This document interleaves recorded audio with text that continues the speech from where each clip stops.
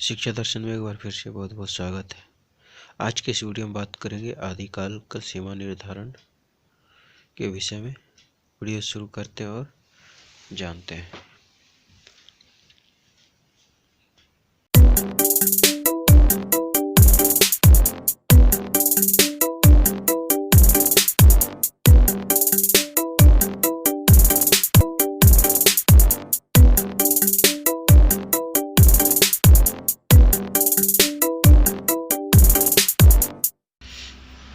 आदिकाल का सीमा निर्धारण हिंदी साहित्य के आरंभ के विषय पर विद्वानों में पर्याप्त मतभेद है। इस मतभेद का मूल कारण अपभ्रंश भाषा को हिंदी में स्वीकार या बहिष्कार करने से जुड़ा है।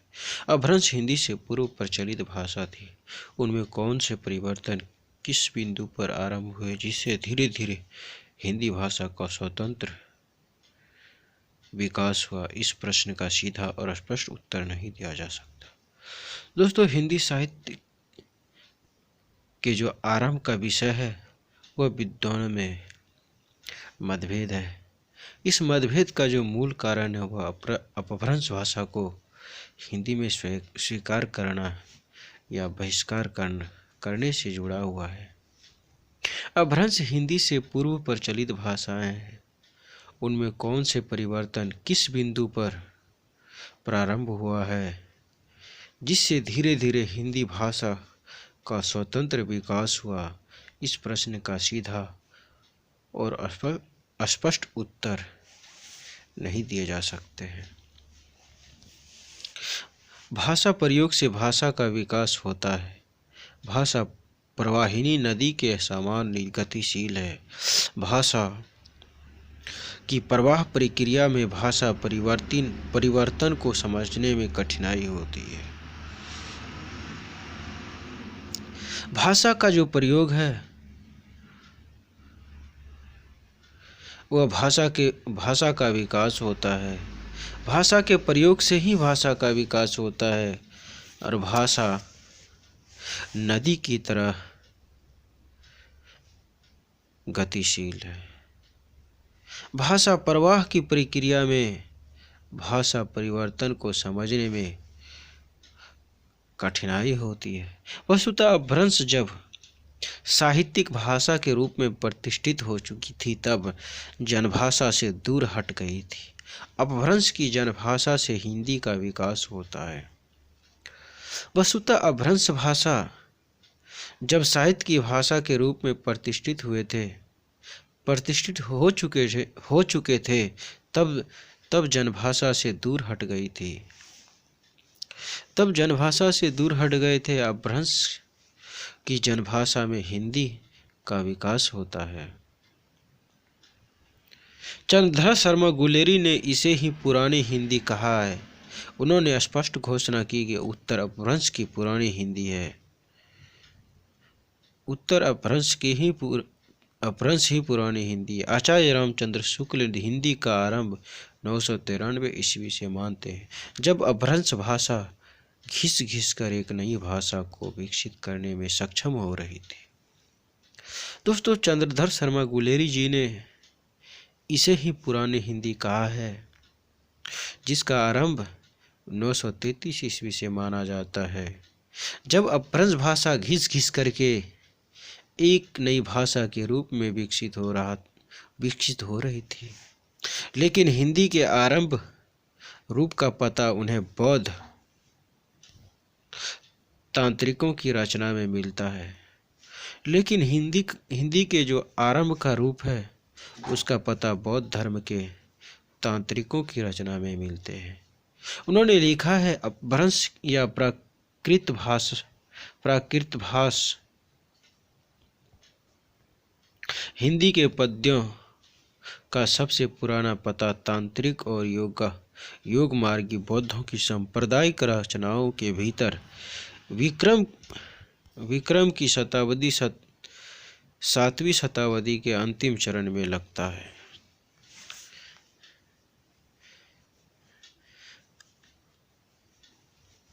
मुंज और भोज के समय संवत 1050 के लगभग तो ऐसी अपभ्रंश या पुराने हिंदी का पूरा प्रचलन शुद्ध साहित्य या काव्य रचनाओं में भी पाया जाता है। दोस्तों, उन्होंने लिखे हैं कि अपभ्रंश या प्राकृत भाष हिंदी के पद्यों का सबसे पुराना पता तांत्रिक और योग मार्गी बौद्धों के संप्रदायों की रचना से हुआ है। उनके भीतर ही विक्रम 7वीं शताब्दी के अंतिम चरण में लगे हैं। मुंज और भोज के समय के लगभग ऐसे ही अपभ्रंश या पुराने हिंदी का पूरा प्रचलन शुद्ध साहित्य या काव्य रचनाओं में भी पाए जाते हैं।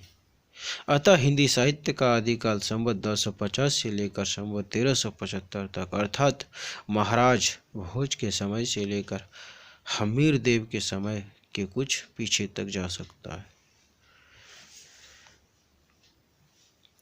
दोस्तों, इसलिए हिंदी साहित्य के जो आदिकाल है वह संवत 1250 से लेकर के 1375 तक, जो कि महाराज भोज के समय से लेकर के हमीर देव के समय तक के कुछ पीछे तक जा सकते हैं। आचार्य शुक्ल हिंदी का आरंभ तो सिद्धों की रचनाओं से स्वीकार करते हैं, लेकिन वास्तविक हिंदी का प्रारंभ वे 1993 यानी 10वीं शताब्दी से मानते हैं।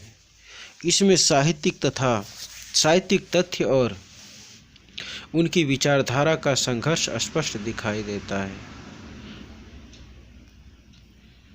अनुभव और प्रयोग के धरातल पर भाषा का विकास 7वीं सदी से हो चुका था।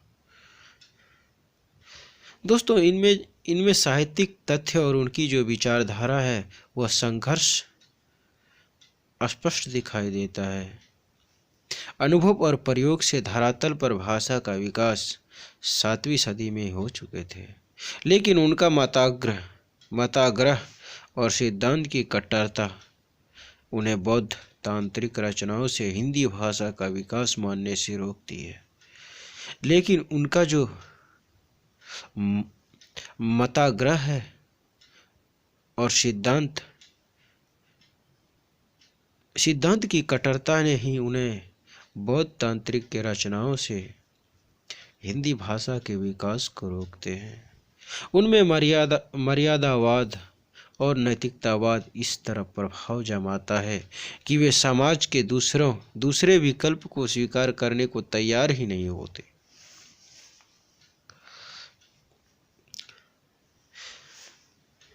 उनमें जो है मर्यादा और नैतिकतावाद इस तरह से प्रभाव जमा लेता है कि वे समाज के दूसरे विकल्प को स्वीकार करने को तैयार ही नहीं होते हैं।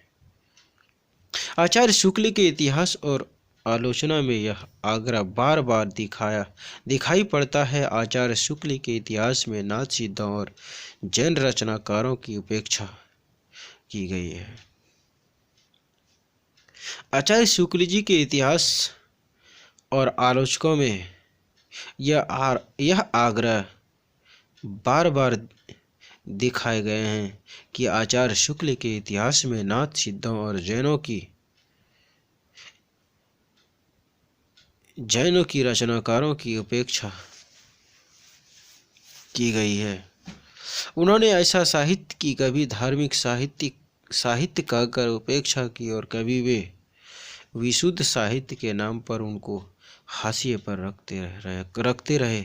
आचार्य शुक्ल ने आगे लिखा है, आगे चलकर भक्ति काल में निर्गुण संत संप्रदाय किस प्रकार वेदांत से ज्ञानवाद, सूफियों के प्रेमवाद तथा वैष्णव के अहिंसावाद और प्रतिवाद को मिलाकर सिद्धों और योगियों द्वारा बनाए हुए इस रास्ते पर चल पड़ा, यह आगे दिखाया जाएगा।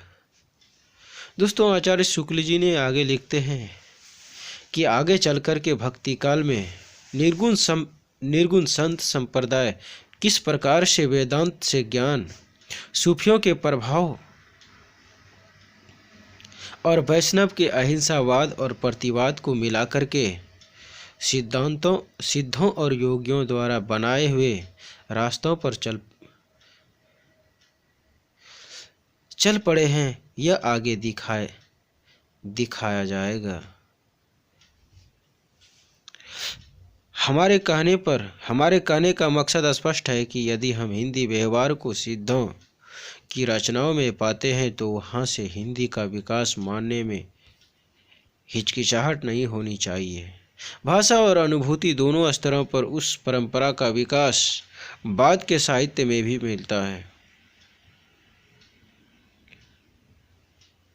दोस्तों, यह हम कहने का मकसद स्पष्ट है कि हम हिंदी व्यवहार को सिद्धों की रचनाओं में पाते हैं तो वहाँ से हिंदी का विकास मानने से हिचकिचाहट नहीं होती है। भाषा और अनुभूति दोनों स्तरों पर उस परंपरा के विकास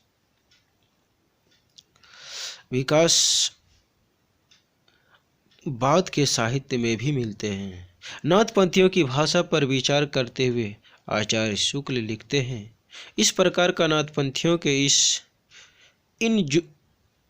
इन जोगियों ने परंपरागत साहित्य की भाषा या काव्य भाषा से जिसका ढांचा नागर अपभ्रंश या ब्रज भाषा का था, अलग एक सदुक्कड़ी भाषा का सहारा लिया जिसका ढांचा कुछ खड़ी बोली लिए राजस्थानी था।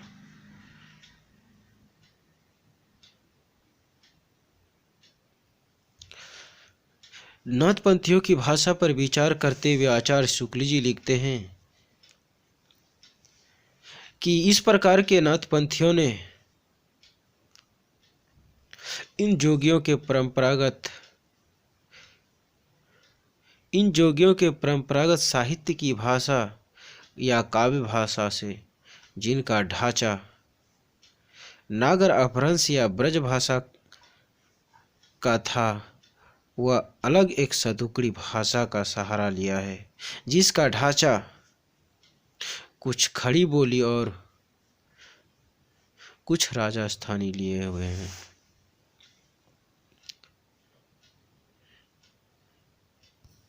भाषा और साहित्य की इस तथ्यगत वास्तविकता को स्वीकार करने के बाद भी यदि हम उन्हें साहित्य में जगह न तो यह हमारे सिद्धांत की कमजोरी है।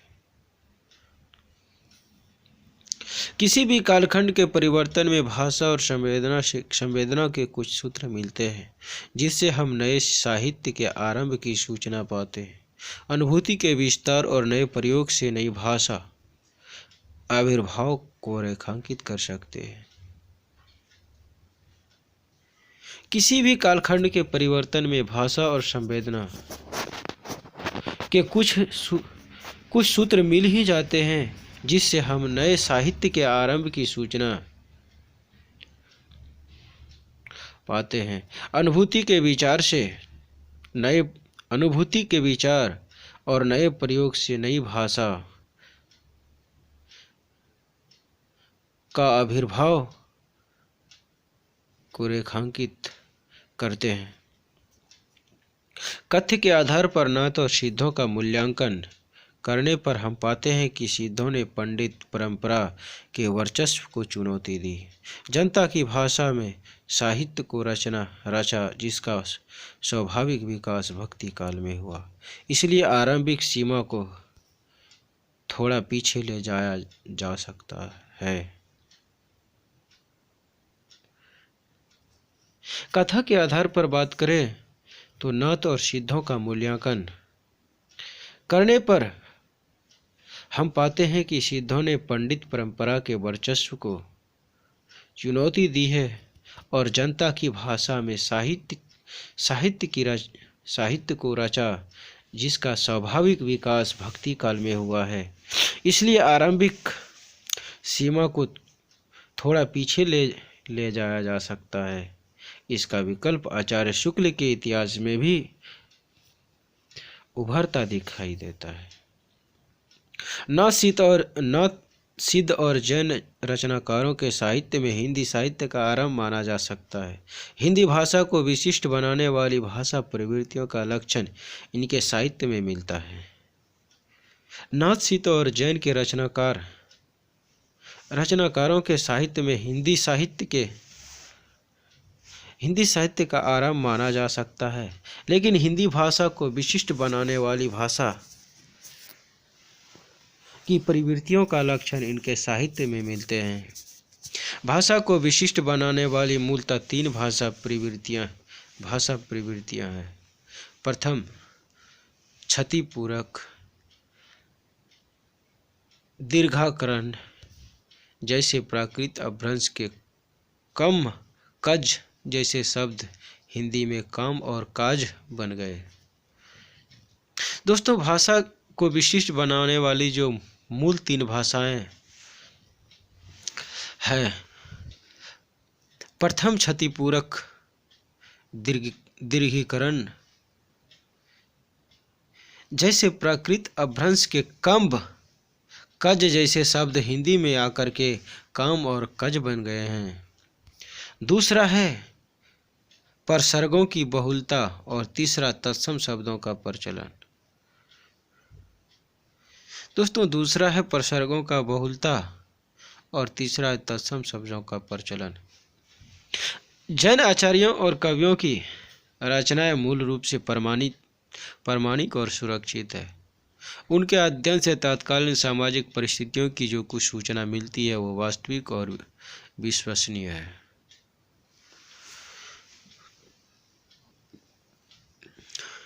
जैन आचार्यों और कवियों की रचनाएं मूल रूप से प्रमाणित और सुरक्षित है। उनके अध्ययन से तत्कालीन साहित्यिक परिस्थितियों की जो कुछ सूचनाएं मिल जाती है वह वास्तविक और विश्वसनीय भी है। इस दृष्टि से जैन रचनाओं का महत्व बहुत अधिक है। ये हमें लोक भाषा के काव्य रूपों को समझने में सहायता पहुंचाते हैं और साथ ही उस काल की भाषागत अवस्थाओं और प्रवृत्तियों को समझने में मदद भी करते हैं। यहाँ पर कहा जा रहा है कि इस दृष्टि से जैन रचनाओं का महत्व बहुत ही अधिक बढ़ जाते हैं। ये हमें लोक भाषा के काव्य रूपों को समझने में मदद पहुंचाते हैं और साथ ही उस काल की भाषागत अवस्थाओं और प्रवृत्तियों को भी समझने में मदद करते हैं। जैन रचनाकारों में रचित काव्यों के अध्ययन से परवर्ती साहित्य की कथानक रूढ़ियों, काव्य रूपों, छंद, योजना, वर्णन शैली और वस्तु विन्यास को समझने में मदद मिलती है। दोस्तों, जैन रचनाकारों के जो चरित्र हैं उनके काव्यों के अध्ययन से परवर्ती साहित्य की कथानक रूढ़ियों, काव्य रूपों, छंदों, योजना, वर्णन शैली और वस्तु विन्यास को समझने में मदद मिलती है। इस प्रकार से अनुभूति और अभिव्यक्ति दोनों स्तरों पर जैन साहित्य के महत्व को बढ़ाता है। आचार्य शुक्ल के बाद दूसरे महत्वपूर्ण इतिहासकार आचार्य हजारी प्रसाद द्विवेदी हैं। इन्होंने अपभ्रंश भाषा को एक स्वतंत्र भाषा के रूप में स्वीकार किया, लेकिन स्वतंत्र भाषा का महत्व उन्होंने हिंदी के लिए आवश्यक माना है। आचार्य शुक्ल के बाद जो दूसरा इतिहासकार है वह आचार्य हजारी प्रसाद द्विवेदी हैं। उन्होंने अपभ्रंश भाषा को स्वतंत्र भाषा के रूप में स्वीकार किए हैं, लेकिन स्वतंत्र भाषा का महत्व उन्होंने हिंदी के लिए महत्वपूर्ण माना है। उन्होंने आदिकाल भाषा और साहित्य का रूप इतना अधिक मिला जुला पाया कि वास्तविक हिंदी की शुरुआत ही वे भक्ति काल से मानते हैं। उन्होंने आदिकालीन भाषा और साहित्य के रूप को मिला जुला पाते हैं, इसलिए वास्तविक हिंदी की शुरुआत वे भक्ति काल से मानते हैं। वस्तुतः आदिकालीन साहित्य की भाषा में कई तरह के मिश्रित रूप हमें मिलते हैं।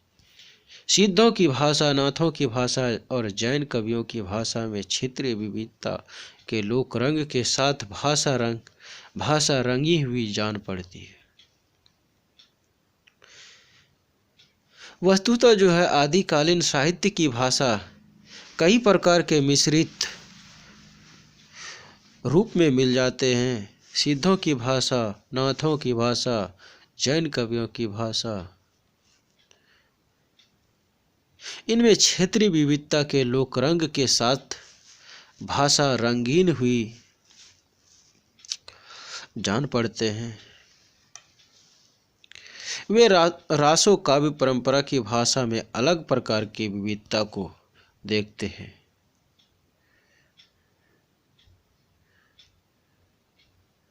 वे रासों के काव्य परंपरा की भाषा में अलग प्रकार की विविधता को देखते हैं। इतनी अधिक मिश्रित संवेदनाओं के बीच यह पहचानने में अवश्य कठिनाई होती है कि भाषा कहाँ से शुरू हुई। आचार्य हजारी प्रसाद द्विवेदी 10वीं से 14वीं शताब्दी तक के समय को हिंदी साहित्य का आदिकाल मानते हैं। इतनी अधिक मिश्रित संवेदनाओं के बीच यह पहचानने में बहुत ही कठिनाई होती है कि भाषा कहाँ से शुरू हुई थी। लेकिन आचार्य हजारी प्रसाद द्विवेदी जी ने 10वीं से 14वीं शताब्दी तक के समय को हिंदी साहित्य का आदिकाल मानते हैं। तब मन में यह प्रश्न उठना स्वाभाविक हो जाता है कि फिर अपभ्रंश काव्य पर इतनी विस्तृत चर्चा का उद्देश्य क्या था।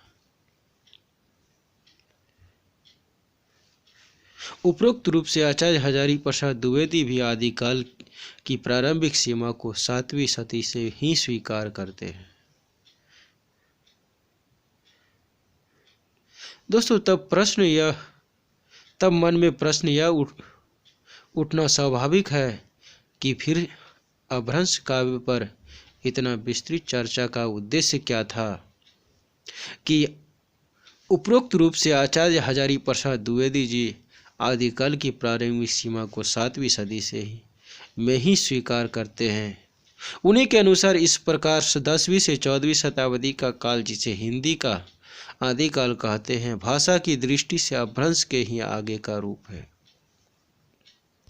इस अपभ्रंश के प्रवर्ती रूप को कुछ लोग उत्तरकालीन अपभ्रंश कहते हैं और कुछ लोग पुरानी हिंदी।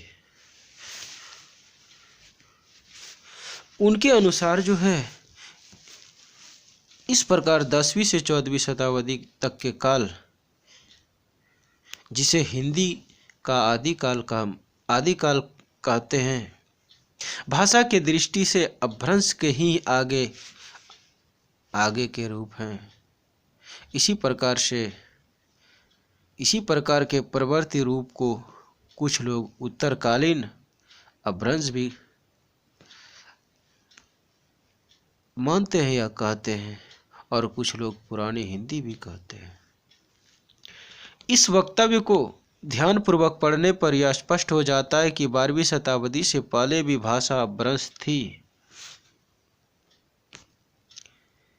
इस वक्तव्य से स्पष्ट हो जाता है कि 12वीं शताब्दी से पहले की भाषा अपभ्रंश थी। यही अपभ्रंश भाषा पुरानी हिंदी भी थी और यही अपभ्रंश भाषा पुरानी हिंदी भी थी। दूसरा उदाहरण आचार्य हजारी प्रसाद द्विवेदी के ही ग्रंथ हिंदी साहित्य उद्भव और विकास से प्रस्तुत किया जा सकता है। उनका कथन है कि 7वीं-8वीं शताब्दी से इन रचनाओं की प्राप्ति होने लगती है। महापंडित राहुल संकृत्यायन ने 8वीं से 12वीं शताब्दी तक के काव्य में 2 प्रकार के भाव पाए हैं। पहला सिद्धों की वाणी और दूसरा सामंतों की स्तुति।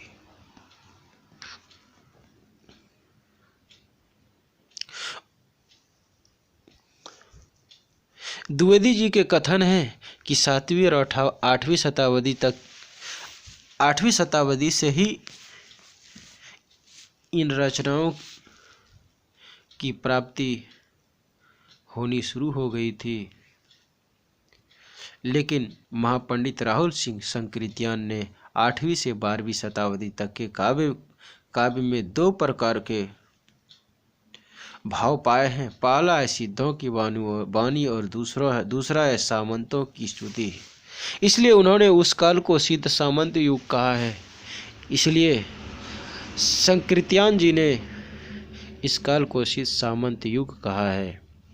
किंतु इस नाम से उन अत्यंत महत्वपूर्ण लौकिक साहित्य का कुछ भी आभास नहीं मिलता जो परवर्ती काव्य में भी काव्य रूप में प्रकट हुई है।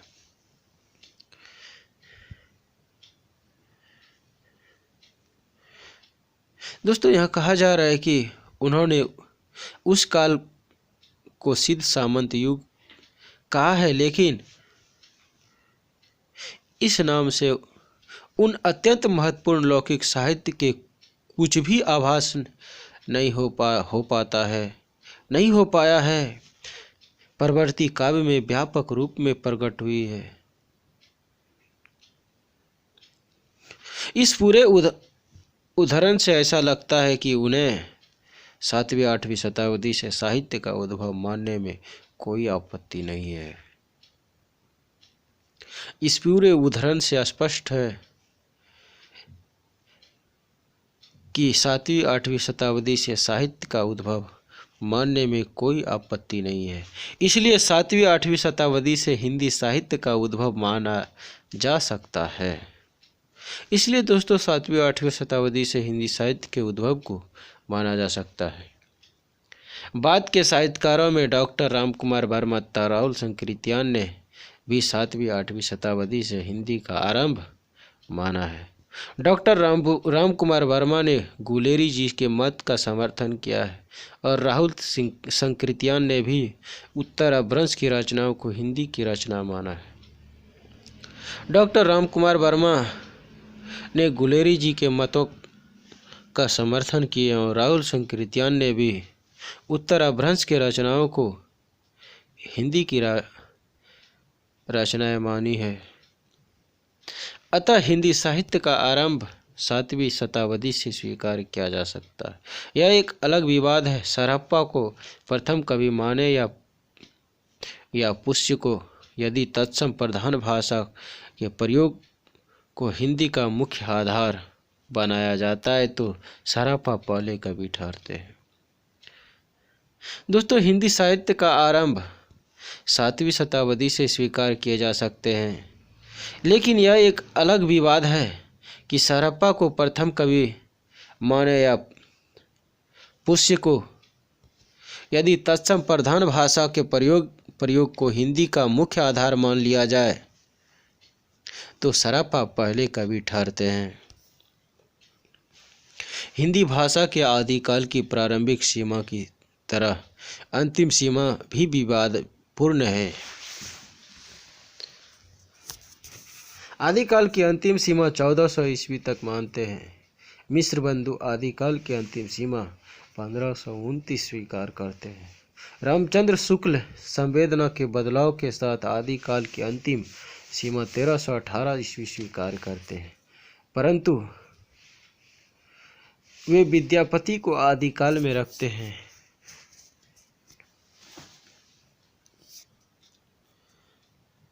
यहाँ पर कहा जा रहा है कि हिंदी भाषा के आदिकाल की प्रारंभिक सीमा की तरह अंतिम सीमा भी विवादास्पद है। गृहसन ने आदिकाल की अंतिम सीमा को 1400 ईस्वी तक मानते हैं, लेकिन मिश्र बंधु आदिकाल की अंतिम सीमा को 1529 ईस्वी स्वीकार किए हैं। रामचंद्र शुक्ल संवेदना के बदलाव के साथ आदिकाल की अंतिम सीमा को 1300 ईस्वी तक स्वीकार करते हैं, लेकिन वे विद्यापति को आदिकाल में ही रखते हैं। विद्यापति संवेदना की दृष्टि से मूलतः इंद्रिय बोध के कवि हैं। उनकी कविता में मान्य प्रेम और श्रृंगार की अभिव्यक्ति हुई है। उन्हें भक्ति काल में नहीं रखा जा सकता। उनका जीवन बोध प्रेम की अनुभूति से प्रेरित है, लेकिन वे वीर और भक्ति भाव से पूर्ण काव्य की रचना भी करते हैं। दोस्तों, विद्यापति वेदना की दृष्टि से मूल इंद्रिय बोध के कवि हैं और उनकी कविता में मानवीय प्रेम और श्रृंगार की अभिव्यक्ति भी है। उन्हें भक्ति काल में नहीं रखा जा सकता है। उनका जीवन बोध प्रेम की अनुभूति से प्रेरित है, लेकिन वे वीर और भक्ति भाव से परिपूर्ण काव्य की रचनाएं करते थे। विद्यापति की कविता का रचना काल 1318 ईस्वी के बाद का है, अतः हमें सीमा के सुसंगत विभाजन के लिए काल सीमा को आगे ले जाना होगा। अतः 1400 ईस्वी को आदिकाल की अंतिम सीमा रखा जा सकता है। दोस्तों, विद्यापति की जो कविता है, उनकी रचनाएं 1318 ईस्वी के बाद का है, इसलिए हमें सीमा के सुसंगत या सही विभाजन के लिए काल सीमा को आगे बढ़ाना होगा। अतः 1400 ईस्वी को आदिकाल की अंतिम सीमा रख सकते हैं या रखा जा सकता है। अमीर खुसरो को भी इस सीमा के अंतर्गत स्थान मिल जाता है, इसलिए आदिकाल की अंतिम सीमा को विद्वानों ने 1400 ईस्वी ही माना है। अमीर खुसरो को भी इस सीमा के अंतर्गत स्थान मिल जाते हैं, इसलिए आदिकाल के अंतिम सीमा 1400 ईस्वी को ही माना जाता है।